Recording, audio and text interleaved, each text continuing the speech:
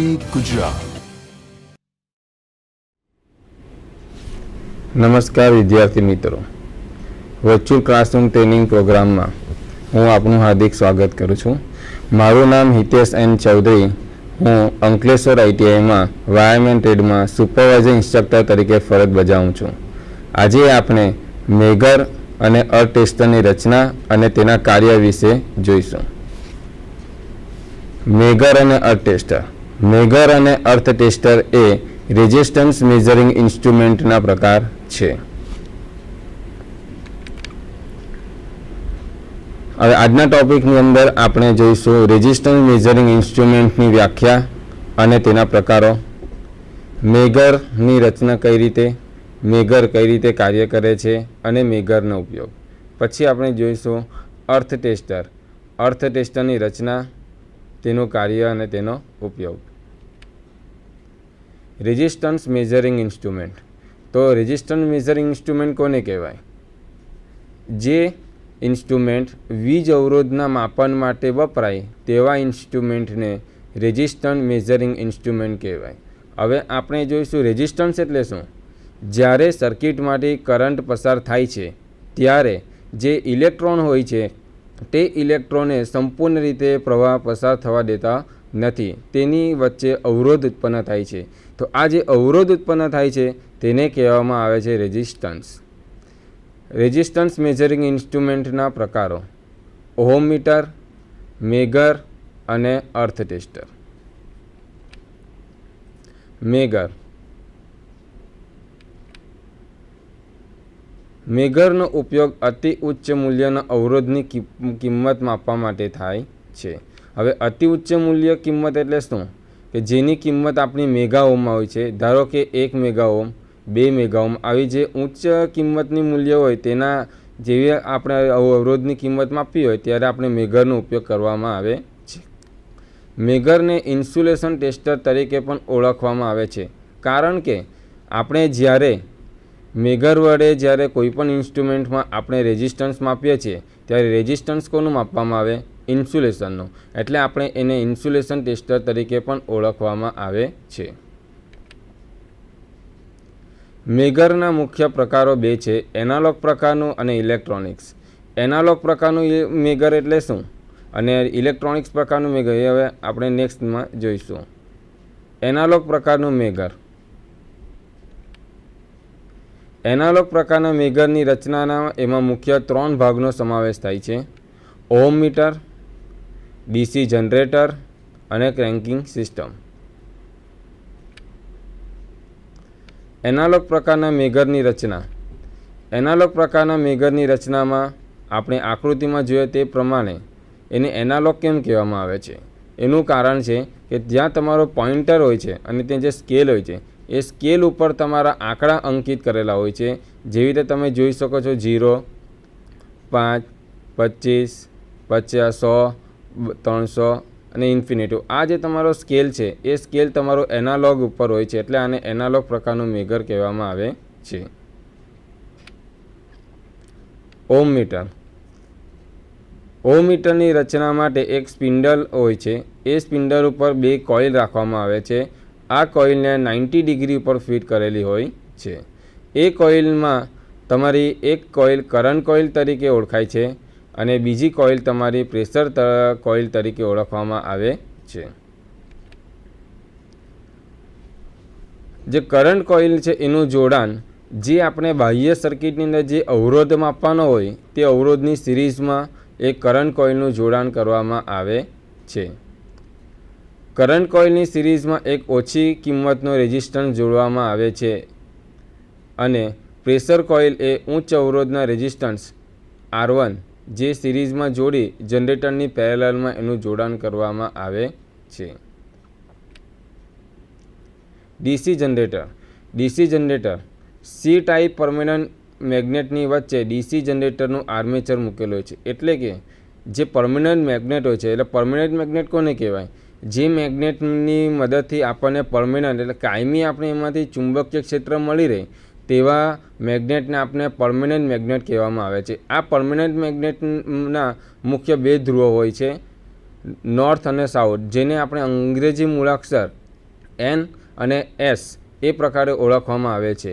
હવે જે આનો આકાર છે તે કયા આકારનો હોય છે? સી આકારનો હોય છે. ડીસી જનરેટરમાં એક હેન્ડલ હોય છે.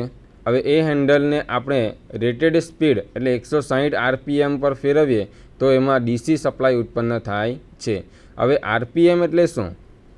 RPMનું પૂરું નામ છે રિવોલ્યુશન પર મિનિટ. એટલે 1 મિનિટની અંદર આપણે મેગરના હેન્ડલને 160 વખત આપણે ફેરવીએ તો એને 160 RPM કહેવામાં આવે છે અને એ ડીસી વોલ્ટેજ ઉત્પન્ન કરે છે.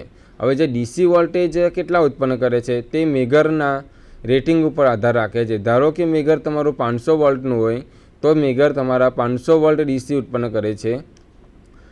1000 વોલ્ટનું મેગર હોય તો એ 1000 વોલ્ટ ઉત્પન્ન કરે છે. 2500 વોલ્ટનું હોય તો 2500 વોલ્ટ ડીસી ઉત્પન્ન કરે છે. Cranking system. ડીસી જનરેટરના આર્મેચરને હાથથી ફેરવવા માટે ગિયરવાળી રચના કરવામાં આવે છે જેને ક્રેન્કિંગ સિસ્ટમ કહેવાય છે. એટલે ક્રેન્કિંગ એટલે શું? આપણે જ્યારે ડીસી જનરેટર હોય, હવે ડીસી જનરેટરની સાથે અંદર વોર્મ ગિયર હોય, પોઇન્ટર હોય, સ્કેલ હોય, તો એ સ્કેલને આપણે મૂવમેન્ટ અને બધું ચલાવવા માટે એક અંદર ખાસ રચના કરવામાં આવી હોય ગિયરવાળી, જેને આપણે ક્રેન્કિંગ સિસ્ટમ કહેવામાં આવે છે. મેગરનું કાર્ય. જ્યારે મેગરને બાહ્ય સર્કિટ સાથે જોડવામાં આવે છે ત્યારે કરંટ કોઇલ દ્વારા ઉત્પન્ન થતા ટોર્ક લોડ કરંટના સમપ્રમાણમાં અને પ્રેશર કોઇલ દ્વારા ઉત્પન્ન થતો ટોર્ક એ વોલ્ટેજના સમપ્રમાણમાં હોય છે. એટલે કે શું? જે કરંટ કોઇલ હોય છે એ કરંટ કોઇલની સાથે આપણી જે બાહ્ય સર્કિટ જોડેલી હોય તો બાહ્ય સર્કિટમાં જે કરંટ વહે છે એના એ સમપ્રમાણમાં હોય, એટલે એ જ પ્રમાણેનો એમાં કરંટ વહે છે. અને પ્રેશર કોઇલની અંદર જે વોલ્ટેજ હોય છે તે એના વ્યસ્ત પ્રમાણમાં હોય છે. પ્રેક્ટિકલ ફિલ્ડમાં આપણે સામાન્ય રીતે 500 વોલ્ટ અને 1000 વોલ્ટનું મેગર વપરાય છે. આ સિવાય બીજા 2500 વોલ્ટનું, 5000 વોલ્ટનું વગેરે કે રેટિંગના પણ મેગર તમને બજારમાં ઉપલબ્ધ હોય છે.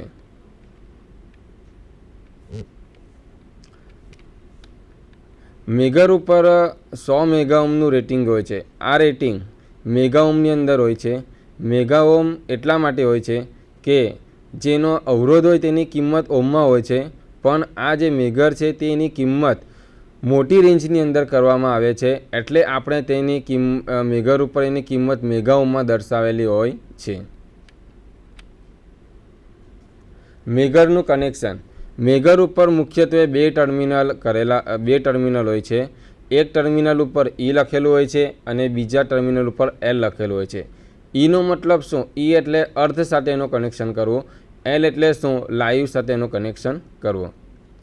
હવે જે સર્કિટનો આપણે ઇન્સ્યુલેશન રેઝિસ્ટન્સ માપવાનો હોય તેની સાથે આ બે ટર્મિનલનું જોડાણ પ્રોબ વડે કરવામાં આવે છે. ઉદાહરણ આપણે જોઈએ. આકૃતિમાં એક તમારું ડીસી મશીન છે. એ ડીસી મશીન ઉપર તમારા 6 ટર્મિનલ છે. હવે એ છે 6 ટર્મિનલ છે તો એ આનો આપણે ઇન્સ્યુલેશન રેઝિસ્ટન્સ આપણે માપવાનું છે. તો ડીસી મશીનના જે ટર્મિનલ છે એ ટર્મિનલ ઉપર A1, B1, C1 અને A2, B2, C2 આ રીતે ઉપર ટર્મિનલ ઉપર માર્કિંગ કરવામાં આવેલું હોય છે. તો આપણે પહેલું જોઈએ બે વાઇન્ડિંગ વચ્ચેનો રેઝિસ્ટન્સ ટેસ્ટ. આકૃતિમાં દર્શાવ્યા પ્રમાણે તમે જે મેગર છે તેના બે ટર્મિનલ છે E અને L. તો એક E ટર્મિનલ છે તેને તમારે વાઇન્ડિંગના ડીસી મશીનના વાઇન્ડિંગના A1 ટર્મિનલ સાથે જોડવાનો અને જે L ટર્મિનલ છે તેને વાઇન્ડિંગના B1 ટર્મિનલ સાથે એનું જોડાણ કરવું. પછી આપણે મેગરના જે હેન્ડલ છે એ હેન્ડલને આપણે 160 RPMની સ્પીડે આપણે ફેરવીએ તો મેગરની ઉપર જે તમારો પોઇન્ટર અને સ્કેલ છે પોઇન્ટર ડિફ્લેક્ટ થશે. આપણે આગળ જોયું તે પ્રમાણે કે જ્યારે આપણે કોઈપણ મેગરમાં જે કરંટ કોઇલ છે કરંટ કોઇલની આપણે બાહ્ય સર્કિટ વડે જોડીએ, એટલે બાહ્ય સર્કિટ એટલે કઈ આપણે અહીંયા જોડેલું છે ડીસી મશીન. હવે ડીસી મશીનની અંદર જે વાઇન્ડિંગ છે એ વાઇન્ડિંગ એ તમારું બાહ્ય સર્કિટ તરીકે ઓળખવામાં આવે છે. એટલે બાહ્ય સર્કિટમાંથી જ્યારે કરંટ પસાર થાય છે એ તમારું જે કરંટ કોઇલ હોય છે એ કરંટ કોઇલના સમપ્રમાણમાં એની જો લોડ કરંટ હોય તેના સમપ્રમાણમાં એની કિંમત હોય છે, અને જે પ્રેશર કોઇલ હોય છે એ પણ તમારે જે અંદર જે વોલ્ટેજ ઉત્પન્ન થાય છે તેના સમપ્રમાણમાં એની કિંમત હોય છે. હવે જ્યારે આપણે મેગરને 160 આરપીએમની સ્પીડે આપણે ફેરવશું ત્યારે ઉપર જે મેગરનું ઉપર જે સ્કેલ છે એ સ્કેલ ઉપર તમારો પોઇન્ટર ડિફ્લેક્ટ થશે. આ જે કરંટ કોઇલ અને જે પ્રેશર કોઇલ છે એ જે પ્રેશર કોઇલ અને કરંટ કોઇલની જે કિંમત આવે છે એના ગુણોત્તર પ્રમાણે તમારો પોઇન્ટર ઉપર ડિફ્લેક્ટિંગ ટોર્ક અને કંટ્રોલિંગ ટોર્ક લાગે છે, અને એ ટોર્ક પ્રમાણે તમારો પોઇન્ટર એ કંટ્રોલિંગ ટોર્ક અને ડિફ્લેક્ટિંગ ટોર્ક પ્રમાણે એ પોઇન્ટર તમારો ખસે છે, અને જે ખસે છે અને જ્યારે પોઇન્ટર છે એ સ્થિર થાય તે વખતે એની જે કિંમત હોય છે એ કિંમત એ તમારી મેગા ઓહ્મની અંદર દર્શાવેલી હોય છે. હવે આપણે જોઈએ અર્થ ટેસ્ટ. અર્થ ટેસ્ટ એ તમારું જે મોટરનું વાઇન્ડિંગ છે અને જે મોટરની બોડી છે તે વચ્ચે કરવામાં આવે છે. એનું કારણ શું? કારણ કે જ્યારે અંદર મોટરની અંદર જે અથવા ડીસી મશીનની અંદર જે વાઇન્ડિંગ છે એ વાઇન્ડિંગ ઉપર શું હોય છે? ઇન્સ્યુલેશન હોય છે. હવે આ જે ઇન્સ્યુલેશન હોય છે તે ઇન્સ્યુલેશન ધારો કે બ્રેક થઈ ગયું હોય, બરાબર, તો અને આપણે ધારો કે એ ડીસી મશીનને સપ્લાય આપીને ચલાવીએ તો શું થશે? અર્થ ફોલ્ટ હશે. એટલે આ અર્થ ફોલ્ટ થાય તો શું થાય કે તમારા ડીસી મશીન અથવા કોઈપણ મશીન હોય તો એ મશીનની વાઇન્ડિંગને નુકસાની થાય, મોટર બળી જાય, એટલે આપણો ખર્ચ વધી જાય. એટલે આપણે કોઈપણ ફોલ્ટ થાય તે પહેલાં આપણે એનો ટેસ્ટ કરવાનું હોય છે. હવે આમાં જે અર્થ ટેસ્ટ છે તે અર્થ ટેસ્ટ તમારું વાઇન્ડિંગ અને મોટરની બોડી એ બે વચ્ચે કરવામાં આવે છે. એટલે તમારું જે મેગરનું જે ઈ ટર્મિનલમાં જે પ્રોબ છે તેનું કનેક્શન તમારું મોટરની બોડી સાથે એનું કનેક્શન કરવામાં આવે છે, અને જે મેગરનો એલ ટર્મિનલ છે તે એલ ટર્મિનલનું જે પ્રોબ છે તે તમારું વાઇન્ડિંગ છે A1 તેની ઉપર કરવામાં આવે છે. હવે ધારો કે તમારું જે મશીન અથવા મોટર છે તો એ મશીન ઉપર મોટર ઉપર છે ને અર્થ ટર્મિનલ હોય છે. હવે આપણે શું કરીએ છીએ કે કોઈપણ જે મોટર અથવા મશીન હોય તેનું આપણે સારો દેખાવ ને એવું થાય એટલે તેના માટે આપણે એને કલર એવું કરાવીએ છીએ. તો જ્યારે પણ આપણે અર્થ ટેસ્ટ લેવાનો હોય ત્યારે જે એનો જે અર્થ ટર્મિનલ હોય તે અર્થ ટર્મિનલ ઉપર જે કલર લાગેલો હોય એ કલર આપણે કાઢી નાખવામાં આવે છે. અગર જો આપણે કલર કાઢી ન નાખીએ તો શું થશે કે તમારી સર્કિટ ઓપન થશે અને આપણને રીડિંગ બતાવશે નહીં. એવી રીતે આપણે એક વાઇન્ડિંગનો એક ટર્મિનલ વિશે જોયો. એવી રીતે આપણે વારાફરતી દરેક વાઇન્ડિંગના ટર્મિનલ ઉપર આપણે જે એલ પ્રોબ છે તેનો વારાફરતી ચેન્જ કરતા જઈશું, અને મેગરનું જે હેન્ડલ છે એ હેન્ડલને આપણે 160 આરપીએમની સ્પીડે આપણે એને ફેરવવાનું, જેથી તમારું જે કરંટ કોઇલ અને પ્રેશર કોઇલ છે એ કોઇલના જે લોડ કરંટ અને જે પ્રેશર છે તેના ગુણોત્તરના સમપ્રમાણમાં તમારું પોઇન્ટર ઉપર ટોર્ક ઉત્પન્ન થાય છે, અને પોઇન્ટર એ તમારું ક્લોકવાઇઝ દિશામાં એ ફરે છે. હવે આપણે એક બીજું ઉદાહરણ જોઈએ. કેબલ છે. હવે કેબલ એ અલગ અલગ કોરના હોય છે, single core, 2 core, 3 core, 4 core, બરાબર. હવે આ જે કોર હોય છે એ કોર વચ્ચે હોય છે ઇન્સ્યુલેશન.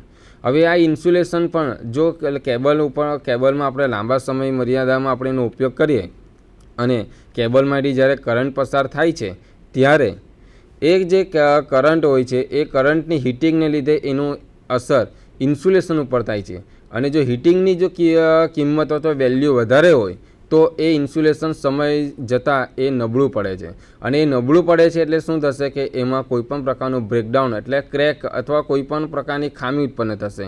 એટલે આ જે ખામી ઉત્પન્ન થાય છે, બરાબર, તો એ આપણે ચેક કરવું હોય તો તેના માટે આપણે મેગરનો ઉપયોગ કરવાનો હોય છે. આપણે એક ઉદાહરણ લઈએ કે કેબલ આપણો 2 કોરનો કેબલ છે. 2 કોર કેબલ એ તમારા કેબલ અલગ અલગ પ્રકારના હોય છે, અનઅર્થ અથવા અર્થ. અનઅર્થ એટલે એનો મતલબ શું? અનઅર્થની અંદર શું હોય છે કે તમારું જે કોર હોય છે, કોરની ઉપર વિવિધ પ્રકારના ઇન્સ્યુલેશન હોય અને તેની ઉપર ગેલ્વેનાઇઝ આયન કરેલી એક અલગ કોર હોય છે. એ શેના માટે કરવામાં આવે છે? જ્યારે તમે કેબલને જમીનની અંદર દાટેલો હોય અને એના ઉપર કોઈપણ પ્રકારનું જો ખોદકામ કરવામાં આવે તો એને બ્રેક થઈ જાય છે, બરાબર. તો એના જે અંદર જે વાહક જે ઇન્સ્યુલેશન છે તેને રક્ષણ કરવા માટે તમારું આર્મરિંગ કરવામાં આવે છે. હવે અનઅર્થ કેબલ હોય તેની અંદર આ પ્રકારની કોઈ વ્યવસ્થા કરવામાં આવતી નથી. ધારો કે આપણે એવા કેબલને જમીનની અંદર દાટીએ અને સમય જતાં પછી એની ઉપર રસ્તામાં ધારો કે ખોદકામ કરવાની જરૂર ઉત્પન્ન થાય તો જે કારીગર છે એ ખોદકામ કરતી વખતે તિકમ અથવા પાવડો જોરથી મારે તો શું થશે કે ઇન્સ્યુલેશન ઉપર એ ડાયરેક્ટ એની અસર થશે અને ઇન્સ્યુલેશન કેવું થઈ જશે? બ્રેક થઈ જશે. એટલે પછી એ કેબલ તમારો ફોલ્ટી કેબલ તરીકે ગણાશે. હવે ધારો કે આ રીતની કન્ડિશન હોય તો ત્યારે આપણે મેગરની મદદથી તેનું ઇન્સ્યુલેશન રેઝિસ્ટન્સ લેવાની જરૂર પડે છે. હવે જ્યારે એને 2 કોર હોય છે ત્યારે આર્મર આપણે કેબલની વાત કરીએ. જ્યારે આર્મર કેબલ હોય છે ત્યારે 2 કોર, 3 કોર, 4 કોર પ્રકારના કેબલનો આપણે ઉપયોગ કરીએ છીએ. હવે આ જે કેબલ હોય છે એ કેબલમાં આપણે આગળ ડીસી મશીનમાં જોઈ ગયા તે પ્રમાણે કે 2 કંડક્ટર વચ્ચે આપણે ઇન્સ્યુલેશન રેઝિસ્ટન્સ ટેસ્ટ જોયો. પછી આપણે અર્થ અને કંડક્ટર વચ્ચે આપણે ઇન્સ્યુલેશન રેઝિસ્ટન્સ ટેસ્ટ જોયો. તો આપણે આ જે કેબલ છે તો કેબલની અંદર પણ આપણે એ રીતે જ પ્રકારના ટેસ્ટ કરવાના છે. તો આપણે પહેલાં જોઈએ 2 કોર વચ્ચેનો ઇન્સ્યુલેશન રેઝિસ્ટન્સ ટેસ્ટ. હવે જ્યારે 2 કોર વચ્ચે ઇન્સ્યુલેશન રેઝિસ્ટન્સનું જોડાણ કરવામાં આવે છે ત્યારે જે મેગરનું જે ઈ ટર્મિનલ છે તેને એક કોર ઉપર લગાવવામાં આવે છે અને જે એલ ટર્મિનલનું જોડાણ હોય છે તે એનો પ્રોબ વડે તમારા બીજા કોર ઉપર લગાવવાનું હોય છે. પછી આપણે મેગરને એની રેટેડ સ્પીડ એટલે કઈ 160 RPMની સ્પીડે આપણે એને ફેરવવાનું છે, જેથી તમારો કરંટ કોઇલ અને પ્રેશર કોઇલ એ લોડના કરંટના સમપ્રમાણમાં એના ગુણોત્તર પ્રમાણે એ તમારો પોઇન્ટર ઉપર એના ઉપર ટોર્ક ઉત્પન્ન થશે અને ટોર્ક ઉત્પન્ન થશે અને એ તમારો પોઇન્ટર ડિફ્લેક્ટ થશે અને મેગર ઉપર જે કિંમત પર એ અટકે તે એની મેગા ઓહ્મની એની કિંમત એ દર્શાવેલું હોય છે. હવે આપણે જોઈએ અર્થ અને કોર વચ્ચેનું ઇન્સ્યુલેશન રેઝિસ્ટન્સ ટેસ્ટ. હવે જ્યારે અર્થ અને કોર વચ્ચેનું ઇન્સ્યુલેશન ટેસ્ટ કરવાનો હોય ત્યારે મેગરનો જે ઈ ટર્મિનલ છે તેને તમારે કેબલના આર્મરિંગ ઉપર લગાવવા છે અને જે એલ ટર્મિનલ હોય છે તેને તમારે તમારો કેબલના વાહક ઉપર એટલે કે કંડક્ટર ઉપર લગાવવાનું હોય છે. હવે જ્યારે આપણે એની રીતે કનેક્શન કરીશું અને પછી આપણે મેગરને 160 RPMની સ્પીડે આપણે ફેરવશું ત્યારે મેગર ઉપર તમારો પોઇન્ટર ડિફ્લેક્ટ થશે અને પોઇન્ટર ઉપર કિંમત જોવા મળે. ધારો કે આપણે બંને ટેસ્ટની વાત કરીએ તો બિટવીન કંડક્ટર વચ્ચે જ્યારે આપણે ટેસ્ટ કર્યો ત્યારે મેગરની જે કિંમત છે એ મેગરની કિંમત જે મેગા ઓહ્મમાં હોય છે એ કિંમત તમારી 0 આવી જોઈએ નહીં. ધારો કે આ કિંમત જો 0 આવે તો સમજવાનું કે બંને વાઇન્ડિંગ વચ્ચે જે આપણે ઇન્સ્યુલેશન લગાવેલું છે એ ઇન્સ્યુલેશન કોઈક જગ્યાએ બ્રેક થયેલું હોય છે. જો આવું આપણે જાણવા મળે અને છતાં પણ જો આપણે એવા જો કેબલને આપણે સપ્લાય આપીએ તો શું થશે કે ધારો કે 3 કોર કેબલ હશે તો એમાંથી 3 ફેઝ પસાર થશે તો દરેક ફેઝ એકબીજા સાથે કનેક્ટ થશે અને શોર્ટ સર્કિટ થશે, જેથી કેબલની અંદર ફ્લેશ ઉત્પન્ન થશે, કેબલ નકામો થઈ જશે. એટલે આપણે એનો પ્રાથમિક ખર્ચ અને એનો આપણો મેન્ટેનન્સનો ખર્ચ વધી જાય. હવે આપણે અર્થ અને કંડક્ટર વચ્ચે જ્યારે ઇન્સ્યુલેશન રેઝિસ્ટન્સ ટેસ્ટ કરીએ છીએ ત્યારે એની કિંમત તમારી મેગા ઓહ્મની અંદર આવી જોઈએ. એની કિંમત ધારો કે 0 આવે તો એવું સમજવું કે તમારો જે પણ વાહક છે, ધારો કે આર ફેઝ છે અને જે અને જે આર્મરિંગ છે, તો આ જે આર્મરિંગ છે એ બે વચ્ચે જે ઇન્સ્યુલેશન છે એ ઇન્સ્યુલેશન તમારું કેવું થઈ ગયું છે? બ્રેક થઈ ગયું છે. બરાબર. અને જો આવા બ્રેક કરેલા આપણે કેબલને જો સપ્લાય સાથે કનેક્ટ કરીએ તો આગળ જોયું તે પ્રમાણે કે એમાં શું થશે? ફોલ્ટ થશે. હવે આપણે જોઈએ ડિજિટલ પ્રકારનું મેગર. આકૃતિમાં જુઓ તે પ્રમાણે આપણે એનાલોગ પ્રકારના ડિજિટલની અંદર તમારો પોઇન્ટર અને સ્કેલ આવતો હતો. બરાબર.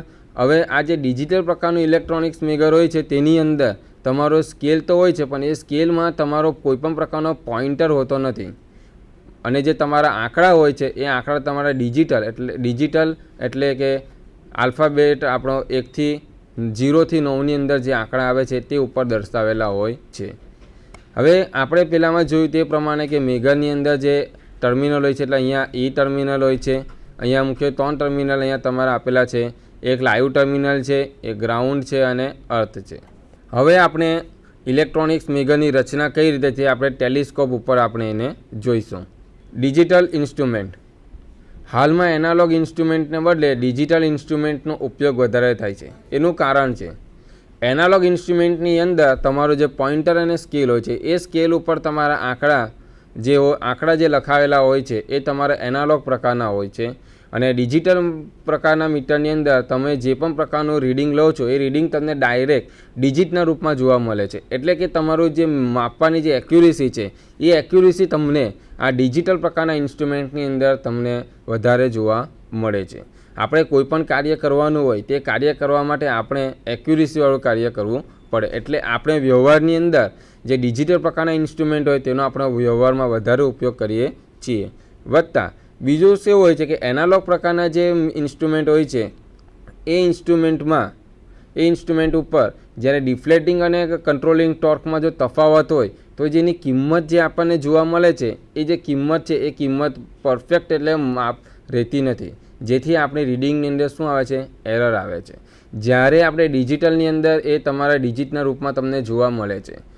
એનાલોગ પ્રકારના ઇન્સ્ટ્રુમેન્ટની અંદર શું હોય છે કે જ્યારે તમે રીડિંગ લેવા જાઓ છો ત્યારે તમારે એ એનાલોગ પ્રકારના મીટરમાં તમારે એનું પરફેક્ટ એની સામે રહીને ઊભા રહીને રીડિંગ લેવાનું હોય છે.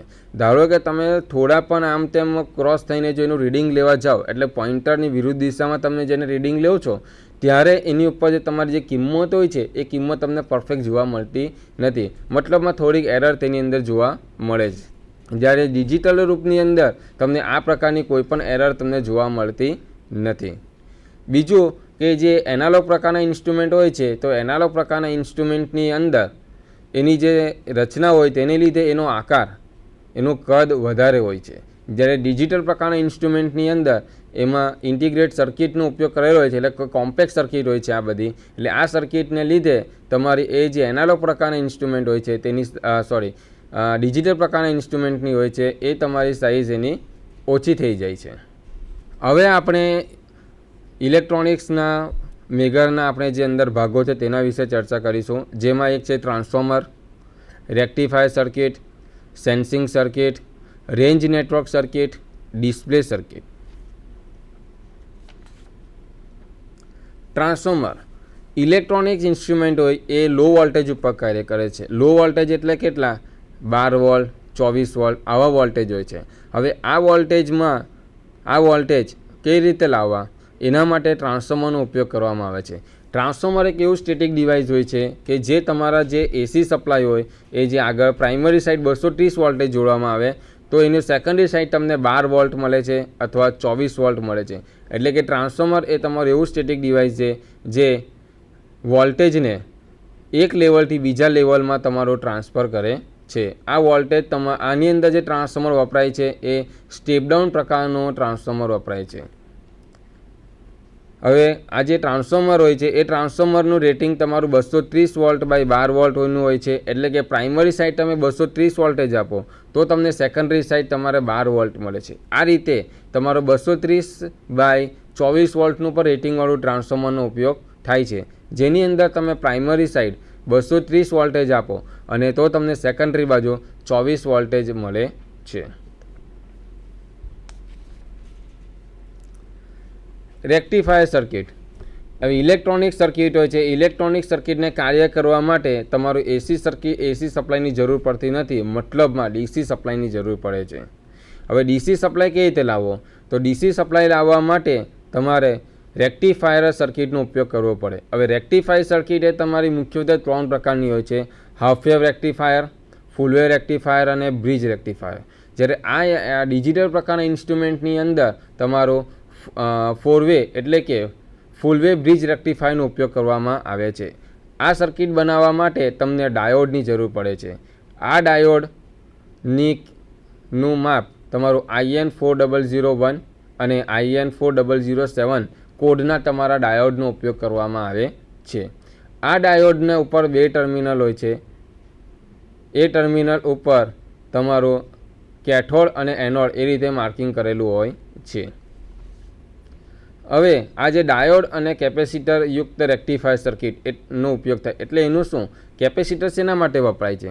કેપેસિટર એ તમારું જે ડીસી સપ્લાય જે રૂપાંતર થાય છે 12 વોલ્ટ અથવા 24 વોલ્ટ, એ જે સપ્લાય છે એ તમારો ડીસી સપ્લાય એ સ્મૂથ રહેતો નથી, એમાં થોડીક પ્રકારની એરર હોય છે. તો આ જે એરર જે પ્લસ સેટિંગ હોય છે એ તમારે સુધારવા માટે, એટલે કે ફિલ્ટર તરીકે કાર્ય કરવા માટે તમારે કેપેસિટરનો ઉપયોગ કરવામાં આવે છે. સેન્સિંગ સર્કિટ ઇલેક્ટ્રિક રાશિના પ્લસ એનાલોગ પ્રકારનો છે, એટલે કે જે આપણે જે રાશિ એટલે કે જે અવરોધ છે એ અવરોધ જે ઇલેક્ટ્રિક રાશિ છે તેનું આપણે માપન એનાલોગ પ્રકારમાં હોય છે. હવે જે એનાલોગ પ્રકારનું હોય છે તેને આપણે એક સર્કિટ હોય છે, એ સર્કિટ એને સેન્સ કરે છે અને એને ડિજિટલ સ્વરૂપમાં એને રૂપાંતર કરે છે, એટલે આ સર્કિટને આપણે સેન્સિંગ સર્કિટ તરીકે ઓળખવામાં આવે છે.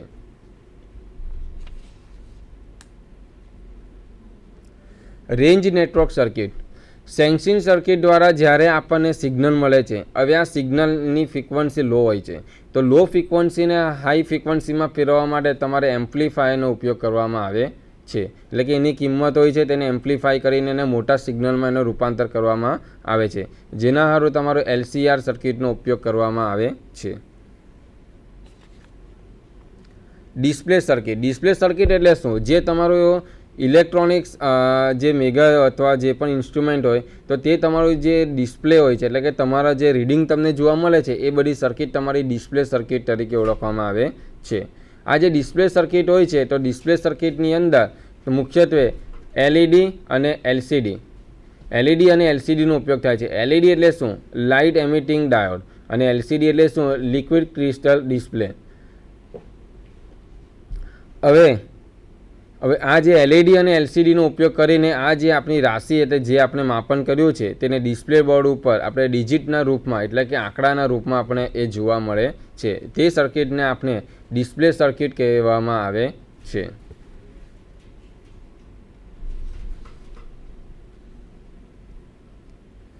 હવે ખાસ નોંધ કે જ્યારે આપણે આ જે ઇલેક્ટ્રોનિક્સ સર્કિટ હોય છે તેની અંદર રેક્ટિફાયર સર્કિટ, સેન્સિંગ સર્કિટ અને જે રેન્જ નેટવર્ક સર્કિટ હોય તેને PCB ઉપર માઉન્ટ કરવામાં આવે છે. PCB એટલે શું? Printed circuit board. એટલે પ્રિન્ટેડ સર્કિટ બોર્ડની અંદર તમારે આ 3 પ્રકારની સર્કિટનો એનો ઉપર ફિટ કરવામાં આવે છે. જ્યારે તમારું ડિસ્પ્લે સર્કિટ હોય છે એ ડિસ્પ્લે સર્કિટને તમારે જે પણ ઇન્સ્ટ્રુમેન્ટ હોય એ ઇન્સ્ટ્રુમેન્ટની બોડી સાથે એને ફિટ કરવામાં આવેલું હોય છે.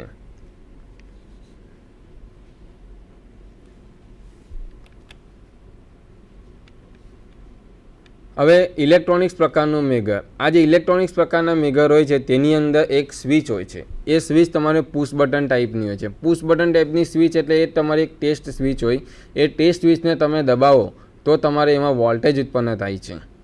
હવે આપણે આગળ જોયું તે પ્રમાણે એનાલોગ પ્રકારના જે મેગર છે તેની ઉપર પણ 2 ટર્મિનલ હતા, E અને L. તો આ જે તમારા ડિજિટલ પ્રકારના ઇલેક્ટ્રોનિક્સ મેગર હોય છે તેની ઉપર પણ 2 ટર્મિનલ હોય છે, E અને L. હવે આ જે E અને L સર્વિસને આપણે જ્યારે બાહ્ય સર્કિટ સાથે જોડવામાં આવે ત્યારે પછી આપણે એને ટેસ્ટ બટન સ્વિચ આપણે દબાવીએ તો ત્યારે આપણે એની અંદર તમારે જે પણ પ્રકારનો ઇન્સ્યુલેશન રેઝિસ્ટન્સ હોય તે તમારે એનો માપી શકાય છે. હવે આપણે જોઈએ અર્થ ટેસ્ટર. અર્થ ટેસ્ટરની આકૃતિ. અર્થ ટેસ્ટરમાં તમારો અહીંયા એક મોડેલ છે, અર્થ ટેસ્ટર છે.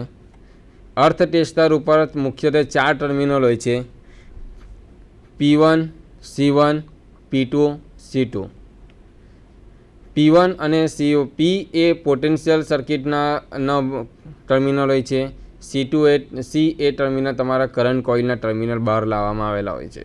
અહીં જે અર્થ ટેસ્ટર છે તમારું એનાલોગ પ્રકારનું અર્થ ટેસ્ટર છે. આ જ રીતે તમારું ડિજિટલ પ્રકારના અર્થ ટેસ્ટર પણ વ્યવહારની અંદર જોવા મળે છે. હવે અહીંયા છે તે શું છે? સ્પાઇક છે. આ સ્પાઇક તમારું GI મટીરિયલમાંથી બનાવવામાં આવે છે, આને અર્થ સ્પાઇક કહેવામાં આવે છે. અર્થ ટેસ્ટરમાં તમારું એના કનેક્શન કરવા માટે વાયર હોય છે, એ પ્રોબ તરીકે ઓળખવામાં આવે છે. અર્થ ટેસ્ટર. અર્થ ટેસ્ટરનો ઉપયોગ અર્થિંગ સિસ્ટમ કે અર્થ ઇલેક્ટ્રોડનો લો અર્થ રેઝિસ્ટન્સ માપવા માટે થાય છે. હવે લો અર્થ રેઝિસ્ટન્સ એટલે શું? કે જે સર્કિટમાં તમારો જે અર્થ જે રેઝિસ્ટન્સ હોય તેની કિંમત મિનિમમ રહેવી જોઈએ. હવે મિનિમમ એટલે એની અમુક પ્રકારની રેન્જ હોય છે. ધારો કે એ તમારું 1 ઓમ છે, આ કિંમત તમારી રેઝિસ્ટન્સમાં હોય છે, મેગા ઓમમાં નથી રહેતી. એટલે મેગર વડે જે તમે રેઝિસ્ટન્સ માપવા જાઓ છો તેની કિંમત તમારી મેગા ઓમમાં હોય છે. જ્યારે અર્થ ટેસ્ટર વડે જ્યારે તમે એનું રીડિંગ કરો છો ત્યારે એની જે કિંમત આવે છે તમારી ઓમની અંદર હોય છે. હવે જે અર્થ ટેસ્ટર હોય છે એને લો રેઝિસ્ટન્સ એટલે કે એકદમ એની કિંમત નજીવી હોય છે. હવે એ આપણે અર્થ ટેસ્ટરનો ઉપયોગ કઈ રીતે કરવો? હવે અર્થ ટેસ્ટર આપણો કયા સિદ્ધાંત ઉપર કાર્ય કરે છે? તો અર્થ ટેસ્ટર એ તમારું વોલ્ટેજ ડ્રોપના સિદ્ધાંત ઉપર કાર્ય કરે છે. અર્થ ટેસ્ટરની રચના આપણે જોયું તે પ્રમાણે આગળ કે મેગરની અંદર પણ એના મુખ્ય 3 ભાગોનો સમાવેશ થાય છે. તો જે અર્થ ટેસ્ટર છે એની રચનામાં પણ મુખ્ય 3 ભાગો હોય છે. એક છે ઓમ મીટર, બીજું છે ડીસી જનરેટર અને ત્રીજું છે ક્રેન્કિંગ સિસ્ટમ.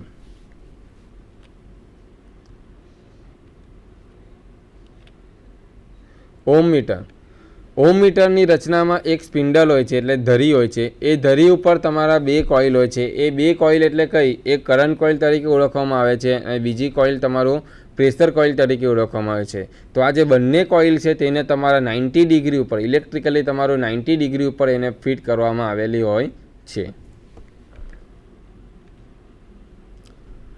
કરંટ કોઇલમાંથી ટેસ્ટ સર્કિટમાંથી વહેતા કરંટના સમપ્રમાણમાં હોય છે. એટલે જ્યારે આપણે ટેસ્ટ સર્કિટ સાથે એને જોડીએ ત્યારે કરંટ કોઇલમાંથી જે કરંટ વહે છે એ તમારો જે ટેસ્ટ સર્કિટ હોય તેમાંથી કરંટના સમપ્રમાણમાં એટલે તેની જે કિંમત હોય એ કિંમતમાં જે પસાર થાય છે. જ્યારે પ્રેશર કોઇલમાંથી જ્યારે અર્થ રેઝિસ્ટન્સ એટલે જે અર્થ પીઠ છે તેનો જે વોલ્ટેજ આપવામાં આવે છે તે વોલ્ટેજના સમપ્રમાણમાં એમાં કરંટ વહે છે. હવે કરંટ કોઇલ અને પ્રેશર કોઇલનો જે ગુણોત્તર છે એ તમને પોઇન્ટર ઉપર એટલે કે એનાલોગ પ્રકારનું અર્થ ટેસ્ટર હશે તો એના પર પોઇન્ટર ઉપર ડિફ્લેક્શન થશે અને એ જે ડિફ્લેક્શન થશે ત્યારે એના પર કંટ્રોલિંગ અને ડિફ્લેક્ટિંગ ટોર્ક લાગશે. તો આ જે 2 ટોર્કની જે કિંમત હશે એ કિંમત તમારું પોઇન્ટર વડે તમારું સ્કેલ ઉપર જોવા મળશે અને એ કિંમત તમારી રેઝિસ્ટન્સ એનો લો રેઝિસ્ટન્સ કિંમત તમારે એનો માપી શકાય છે. હવે જોઈએ ડીસી જનરેટર. તો ડીસી જનરેટર એ ડીસી વોલ્ટેજ ઉત્પન્ન કરવા માટેનું જનરેટર છે. હવે તેની અંદર પરમેનન્ટ મેગ્નેટનો ઉપયોગ કરેલો છે. પરમેનન્ટ મેગ્નેટ એટલે શું? કે જે મેગ્નેટની અંદર એનું જે ચુંબકીય ક્ષેત્ર છે તે પરમેનન્ટ એટલે કાયમી રીતે હોય છે, સ્થાયી હોય છે. આ જે મેગ્નેટ હોય છે તે મેગ્નેટના મુખ્ય 2 ભાગ હોય છે. એક તમારો નોર્થ અને બીજો તમારો સાઉથ તરીકે ઓળખવામાં આવે છે. હવે આ જે પરમેનન્ટ મેગ્નેટ હોય છે તેમાં તમારો જે ચુંબકીય ક્ષેત્ર હોય છે એ તમારું સાઉથથી નોર્થ તરફ જાય છે અને જ્યારે એ તમારું મેગ્નેટિક પોલની વચ્ચેથી પસાર થાય છે ત્યારે તમારું સાઉથથી નોર્થ તરફ વહે છે. હવે આ જે મેગ્નેટ હોય છે તે મેગ્નેટનો આકાર તમારો સી ટાઈપનો હોય છે. અંગ્રેજી મૂળાક્ષર જે સી હોય છે તે પ્રકારે. હવે આપણે ડીસી જનરેટર.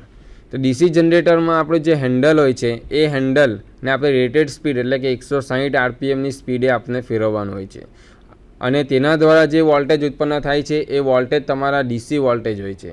હવે આરપીએમ એટલે શું? આરપીએમ એટલે રિવોલ્યુશન પર મિનિટ. એટલે આપણે જે હેન્ડલ છે એ હેન્ડલને આપણે 160 વખત 1 મિનિટની અંદર આપણે એને ફેરવવાનું હોય છે. હવે આ જે ઉત્પન્ન થયેલા ડીસી વોલ્ટેજ હોય છે એ રિસીવર રચના દ્વારા એસી રૂપમાં એસી સપ્લાયમાં એનું રૂપાંતર કરવામાં આવે છે. Cranking system. ડીસી જનરેટરના જે આર્મેચર છે તેને હાથવાળી જે ગિયરવાળી રચના હોય છે તેને ક્રેન્કિંગ સિસ્ટમ કહેવામાં આવે છે. એટલે શું? કે જે ધરી હોય છે તેની ઉપર જ્વેલ બેરિંગ હોય છે. જ્વેલ બેરિંગ ઉપર સ્પિન્ડલ હોય છે. એ સ્પિન્ડલ ઉપર તમારો પોઇન્ટર હોય છે અને એ પોઇન્ટરની નીચે તમારો કરંટ કોઇલ અને પ્રેશર કોઇલને ફિટ કરેલું હોય છે. તો આ જે બધી રચના છે એ રચનાને તમારે મૂવમેન્ટ કરવા માટે ગિયરવાળી ખાસ રચના હોય છે. આ જે રચના હોય છે તે તમારું ક્રેન્કિંગ સિસ્ટમ તરીકે ઓળખવામાં આવે છે.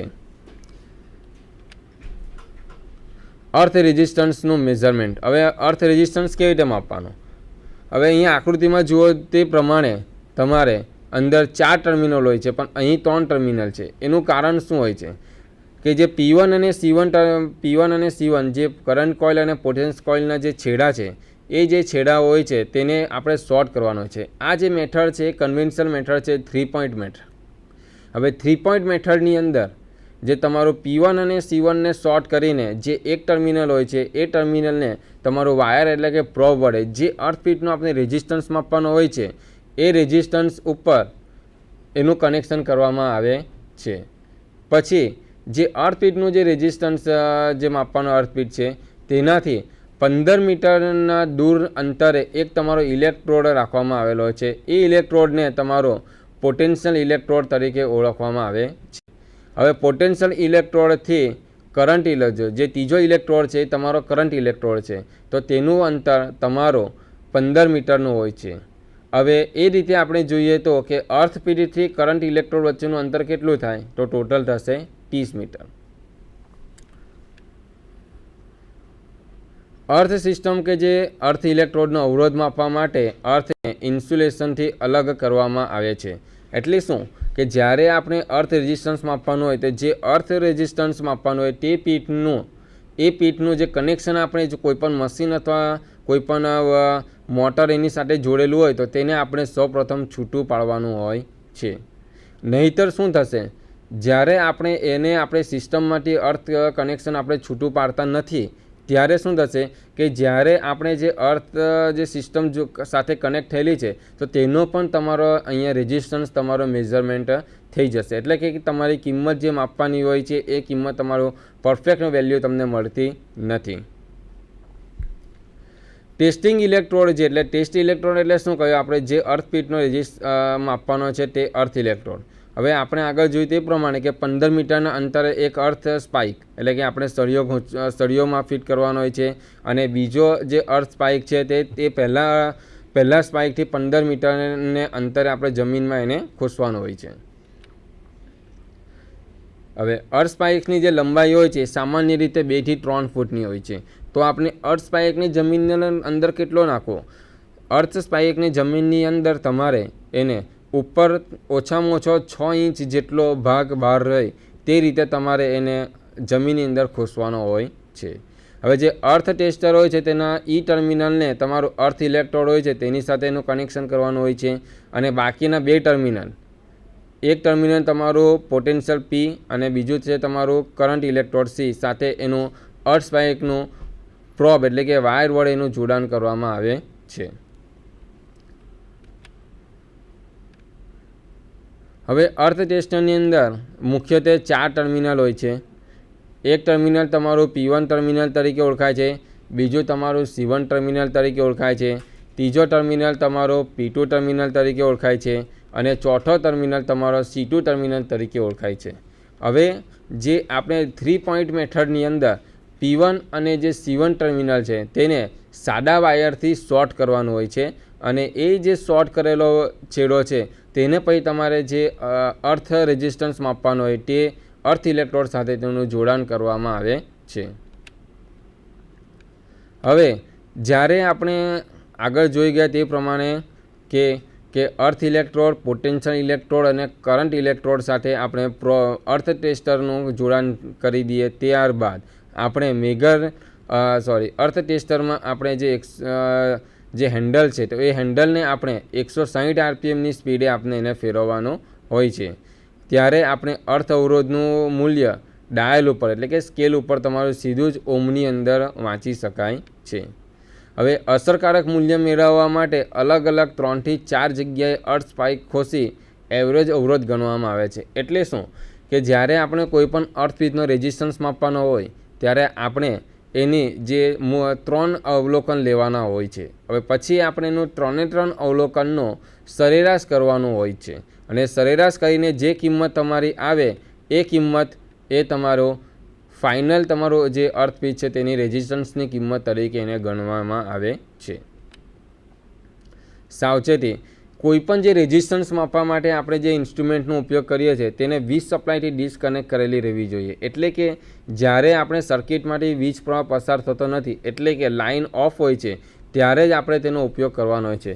ધારો કે આપણે DC મશીન છે, એ મશીનને તમારે ચાલુ છે. હવે એ ચાલુ મશીન છે તેને તમે જો મોટર એનું તમે મેગર વડે જ્યારે અર્થ ટેસ્ટ કરો છો ત્યારે તે વખતે એ જે એમાંથી જે કરંટ જાય છે એ ટર્મિનલ મારફતે તમારું જે પણ ઇન્સ્ટ્રુમેન્ટ હોય છે ઇન્સ્ટ્રુમેન્ટની અંદર આવે છે, અને એની કિંમત તમારી હાઈ હોય છે. જેથી શું થશે કે તમારું જે મેઝરિંગ ઇન્સ્ટ્રુમેન્ટ છે એ મેઝરિંગ ઇન્સ્ટ્રુમેન્ટની અંદરની જે રચના છે એ રચનામાં એ તમારી ફોલ્ટ એટલે કે ખામી ઉત્પન્ન કરશે. એટલે જ્યારે પણ આપણે રેઝિસ્ટન્સ મેઝરિંગ ઇન્સ્ટ્રુમેન્ટ હોય છે એ ઇન્સ્ટ્રુમેન્ટને આપણે જ્યારે ઉપયોગ કરવાનો હોય છે ત્યારે આપણે એને સપ્લાયથી એટલે કે સપ્લાય ઓફ કરી દેવો અને ત્યારબાદ જ તેનો ઉપયોગ કરવો જોઈએ. હવે આપણે જોઈએ સારાંશ. જે આપણે જોઈ ગયા તે પ્રમાણે કે રેઝિસ્ટન્સ મેઝરિંગ ઇન્સ્ટ્રુમેન્ટ એટલે આપણે રેઝિસ્ટન્સ મેઝરિંગ ઇન્સ્ટ્રુમેન્ટ કયા કયા છે તેની વ્યાખ્યા વિશે આપણે જોયું. રેઝિસ્ટન્સ મેઝરિંગ ઇન્સ્ટ્રુમેન્ટના આપણે પ્રકાર, બરાબર, એ પ્રકારો વિશે આપણે જોઈ ગયા. પછી આપણે જોયું મેગર. હવે મેગરની રચના કઈ રીતે હોય છે, મેગર કઈ રીતે કાર્ય કરે છે અને મેગરનો ઉપયોગ ક્યાં થાય છે. પછી આપણે જોયું અર્થ ટેસ્ટર. તો અર્થ ટેસ્ટર છે તે અર્થ ટેસ્ટરની રચના કઈ રીતે કરવામાં આવે છે, અર્થ ટેસ્ટર કાર્ય કઈ રીતે કરે છે અને અર્થ ટેસ્ટરનો આપણે ઉપયોગ કઈ રીતે કરીએ છીએ. હવે આપણે એક વિડીયો છે એ વિડીયો આપણે નિહાળીશું.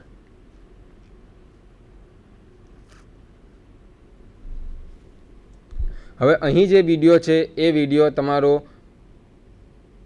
ડિજિટલ પ્રકારનો છે. તો આ જે મેગર છે આ મેગરમાં તમારો જે ટ્રાન્સફોર્મર છે ટ્રાન્સફોર્મરનો તમારો ઇન્સ્યુલેશન રેઝિસ્ટન્સ ટેસ્ટ માપવાનો છે. તો જ્યારે ઇન્સ્યુલેશન રેઝિસ્ટન્સ ટેસ્ટ માપવાનો હોય ત્યારે તમારે સૌપ્રથમ મેગરને બે ટર્મિનલને એકબીજા સાથે શોર્ટ કરીને એની કિંમત તમારી 0 ઉપર લાવવાની હોય છે. એટલે કે ઈ ટર્મિનલ અને એલ ટર્મિનલને શોર્ટ કરવાથી તમારી કિંમત એ તમારી 0 પર લાવવાનું હોય છે. પછી આપણે એનો જે ટ્રાન્સફોર્મરની એચટી સાઇડ છે એ એચટી સાઇડનો જે અર્થ ટર્મિનલ છે તે એ અર્થ ટર્મિનલ ઉપર એના બંને પ્રોબને લગાવવાનું હોય છે અને જેથી તમારો જે મીટર છે એ મીટર ઉપર તમારો રીડિંગ 0 તમને બતાવશે. એટલે કે આ તમારી અર્થ જે કન્ટિન્યુટી છે કન્ટિન્યુટી તમારી ઓકે છે.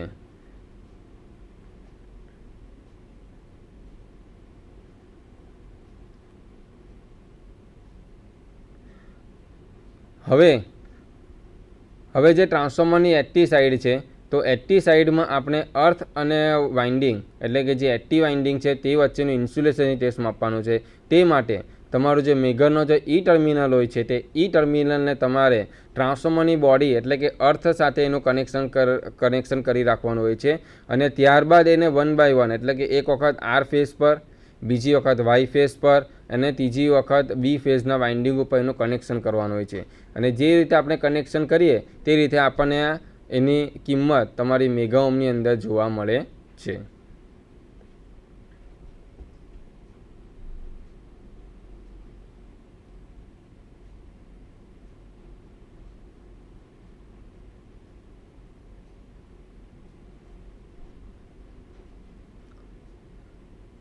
હવે આપણે આઈઆર ટેસ્ટ લેવાનો છે. આઈઆર ટેસ્ટ એ તમારો એચવી વાઇન્ડિંગની અંદર બે વાઇન્ડિંગ વચ્ચે લેવાનો હોય છે. તો જે બે વાઇન્ડિંગ વચ્ચે જે રેઝિસ્ટન્સ માપવાનો હોય છે ત્યારે એની કિંમત તમારી 0 આવે છે. એનું કારણ શું હોય છે કે આ જે તમારો જે ટ્રાન્સફોર્મર છે એ ટ્રાન્સફોર્મર તમારું સ્ટારમાં અને ડેલ્ટામાં કનેક્ટેડ હોય છે. એટલે કે જે સ્ટાર અને ડેલ્ટામાં કનેક્ટેડ હોય જ્યારે ડેલ્ટા કનેક્ટેડ હોય છે ત્યારે ડેલ્ટા કનેક્ટેડમાં 3 વાઇન્ડિંગ એકબીજા સાથે એના ટર્મિનલ જોડાયેલા હોય છે. જેથી આપણે શોર્ટ કરીશું તો ત્યારે આપણે વાઇન્ડિંગની તમારી જે રેઝિસ્ટન્સની જે કિંમત હોય તમારી 0 બતાવશે. 0 બતાવે એટલે સમજી જવાનું કે તમારો જે અંદર જે વાઇન્ડિંગ છે એ વાઇન્ડિંગનું કનેક્શન ઓકે છે. અને ધારો કે કોઈ કિંમત તમને બતાવે મેગા ઓહ્મની અંદર તો તમારે સમજવાનું કે અંદર જે વાઇન્ડિંગનું જે ટર્મિનલ છે એ તમારું ટર્મિનલ ઓપન થઈ ગયું છે. આવું સાબિત થાય છે.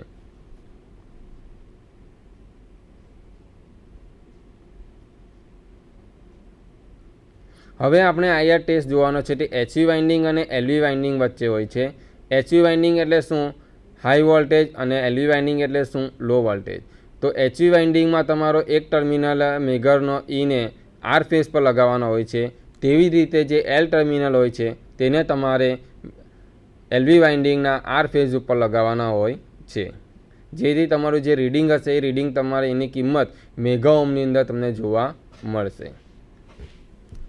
હવે આજે જે આપણે મેગર અને અર્થ ટેસ્ટર વિશે શીખ્યા તો તેનો વ્યવહારુ તમે ઉપયોગ એનો સારી રીતે કરી શકો તે બદલ મેં તમને જે માહિતી આપી એ માહિતી તમને ફાયદાકારક થશે એવી હું આશા રાખું છું. હવે આપણે એના પછીનું next lesson moving coil instrument અને મૂવિંગ આયર્ન ઇન્સ્ટ્રુમેન્ટ ના વિષય આપણે ચર્ચા કરીશું. નમસ્કાર મિત્રો.